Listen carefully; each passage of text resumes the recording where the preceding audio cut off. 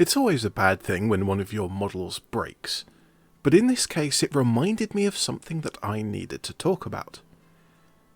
And as it's just one model and there's only a little painting, this video might end up being slightly shorter than my usual ramble, so let me know in the comments if you prefer the shorter ones.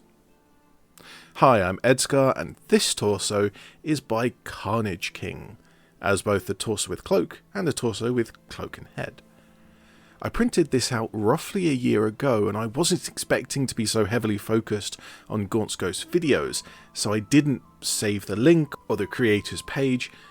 So I should thank Lee, who, on one of the Gaunt's Ghost fan groups, pointed me back to the Thingiverse page, which will be linked in the description. I also didn't document this model in its original form, and the only reference I have to how it was is in my old video where I based my first Gaunt's Ghost models, and that's one of the earliest videos in my Tanith playlist.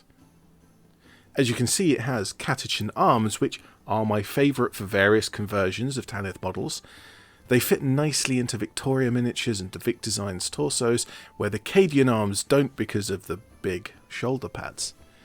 And so when this model broke, I nabbed the arms away for another model. And that also leaves the legs behind, perfectly painted set of legs with a base. Now I have plenty of other arms, and so I could repair this model, touch up the paint and send it back into the table. However, this cloak does bother me somewhat. It's sort of flat, to use that term in a strangely fitting way. It seems rigid and it doesn't flow like a fabric cloak would. Now I can't complain too much, this is still well beyond my capabilities of 3D modelling, but I do have better options now.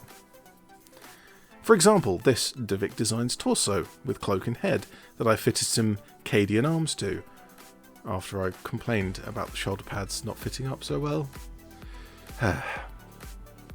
Well, if I paint up this half model, I can use the legs from the old one, which will leave the original torso unbuilt.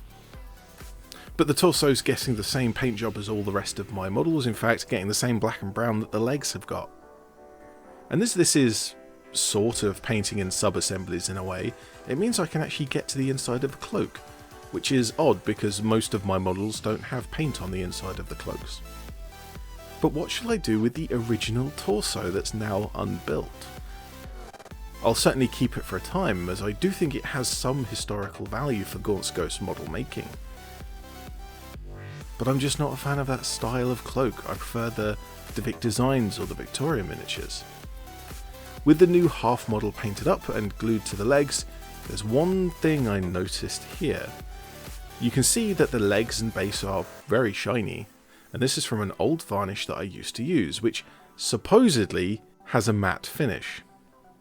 But clearly there's some shine under my lighting.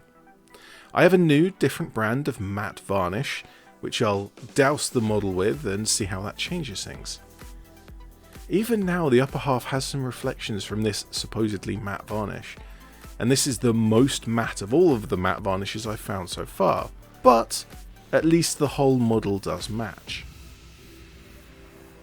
And there is one model made out of this repair, but I still have the old KarnageKings part.